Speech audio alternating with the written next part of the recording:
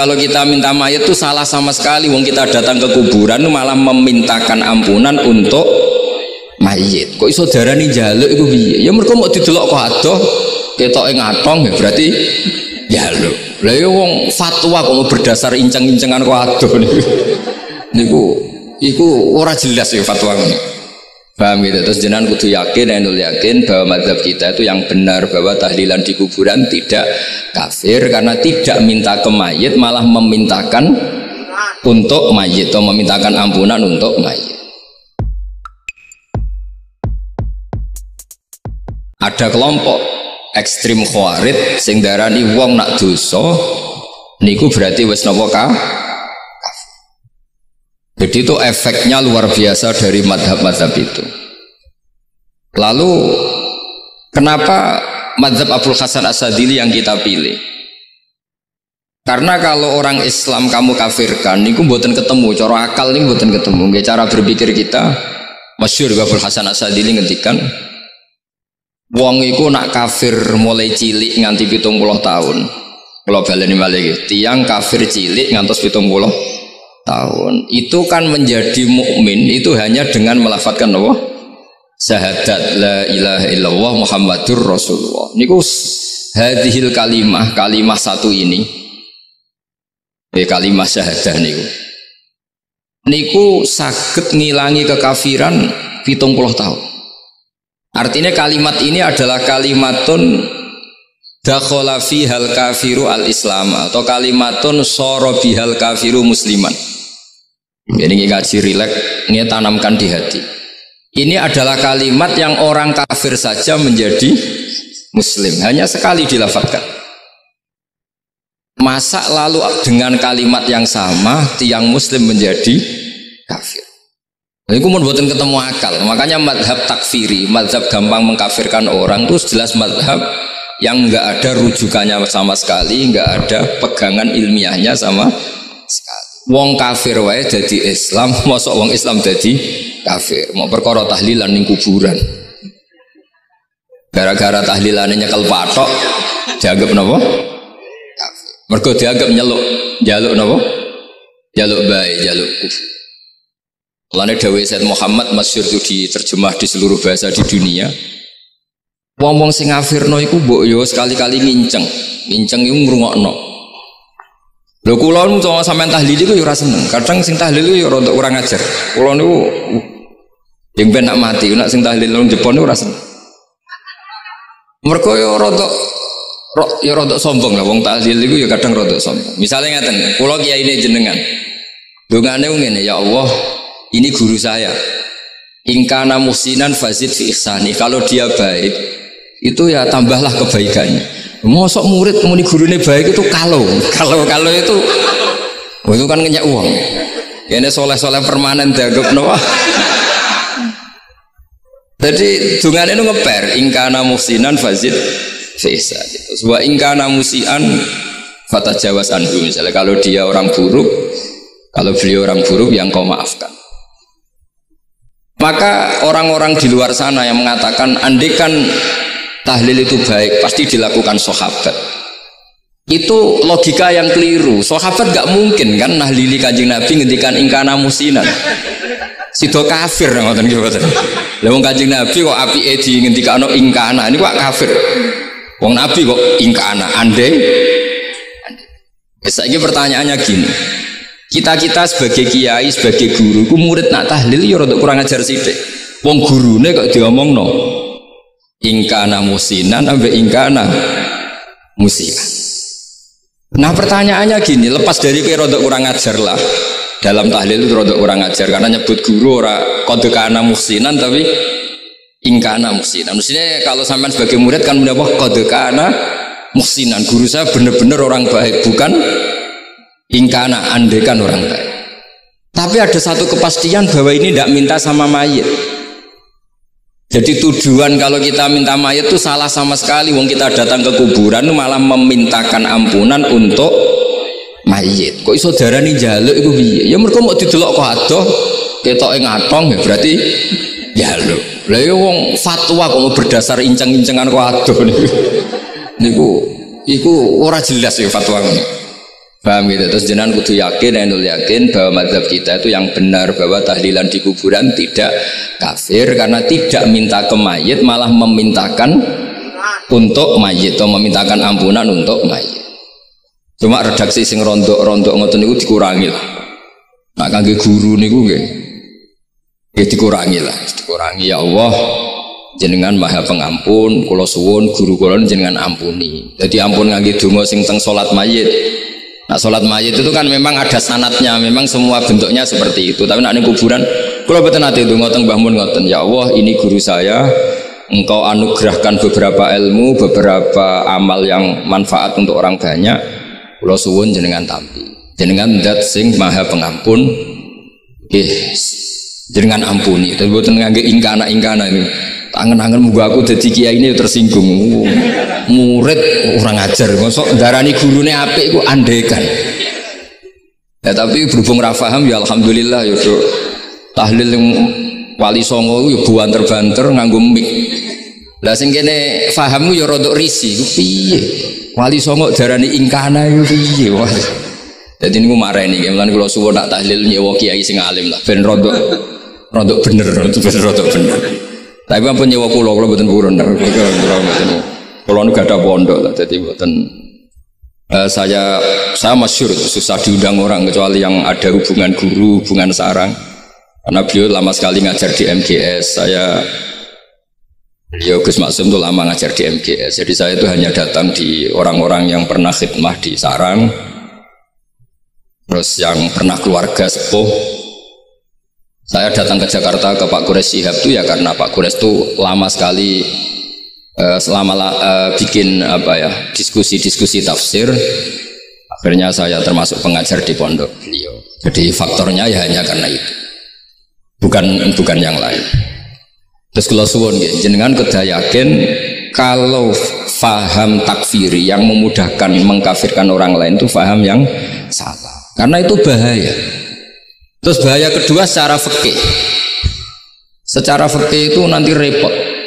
Kalau nanti di salah satu seminar itu sudah mau zuhur, ketemu satu narasumber yang gampang mengkafirkan orang, itu separuh masjid kebetulan mereka banyak yang bisa ngaji itu terus gak sholat zuhur,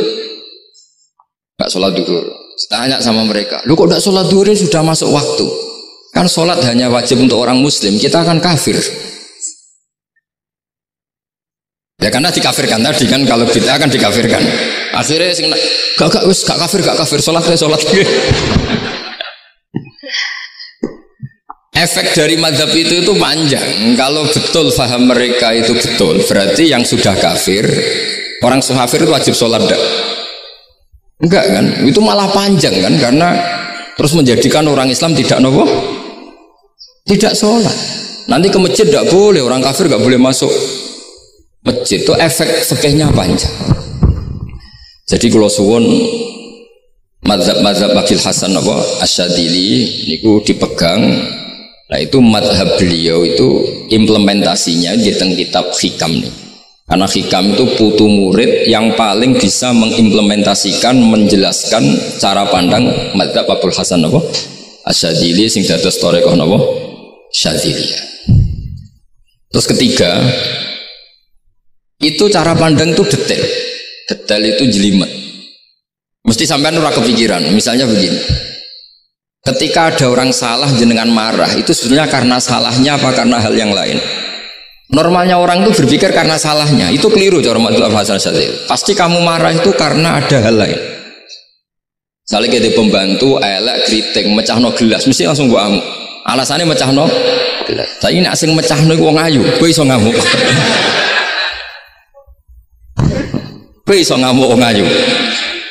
Mecahno gelas lah. Kok gelas lemari, rasa gelas. Sama. Kamu janjian sama orang, wongnya nyulayani janji, mesti mbok maki-maki. Katanya jam 10 kok udah datang gini-gini. Nah, tapi kalau yang terlambat itu wong sing ngutangi kowe iso ngamuk orang sing ngutangi kowe. Atau sing terlambat itu komandannya, atasan kamu. Atau kiainya. Nah, artinya gini, ketika kamu marah atas nama terlambat, itu sebetulnya karena terlambat atau karena hal lain? Nah, maksiat juga gitu. Cara pikirannya Abdul Hasan Asyadzili, ketika kowe roh misalnya cawe itu maco naik apa lah ninja atau apa, mesti kowe darani wah seluput suwuk. Tapi nak dikandani, niku putune jenengan. Mesti langsung ya Allah jenengan sepunten. Jadi sebenarnya kita kebencian sama orang lain itu karena kebetulan itu tidak keluarga kita. Coba kalau itu keluarga kita, pasti kayak mikir ulang. Kowe gedeng wong ra salat. Mesti sebabnya dua, satu tidak sholat, dua kebetulan itu tidak anak kamu. Kalau itu anak kamu pasti istighfar berhari-hari untuk dimaafkan Allah, bukan maksud no. Tapi kalau orang lain gue, pertanyaannya sebetulnya kamu benci itu karena tidak sholatnya, apa karena plus dia tidak anak kamu? Nah itu pikirannya Abdul Hasan apa?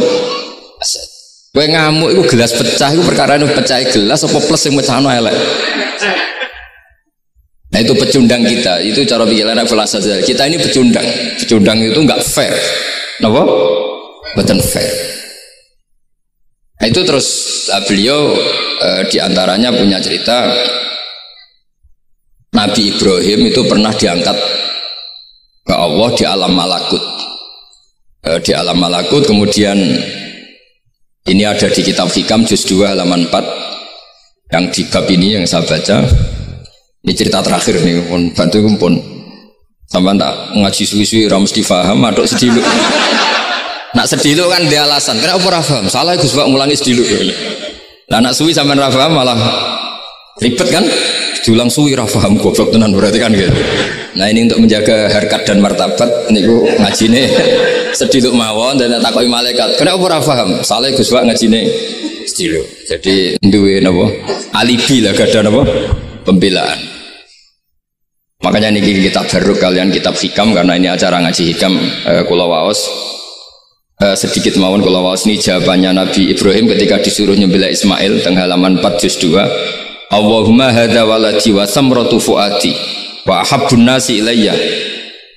Fasami aqailan yaqul ama tazkurul lailah allati sa'alta fiha ihlaka abdi. Awama ta'lamu anni rahimun bi'ibadi kama anta syaqiqun biwaladik. Jadi Ibrahim anak kamu sembelih. Kata Ibrahim ini nggak mungkin Gusti, ini buah hati saya. Kenapa engkau minta ini tak sembelih? Apa kamu tidak ingat pernah mengusulkan saya menghabisi sekian hamba saya? Kalau kamu bisa sayang anak kamu, saya juga sayang hamba-hamba kue nak wewe. Mikir. Jadi makanya kalau suwon kita ini hidup harus insaf.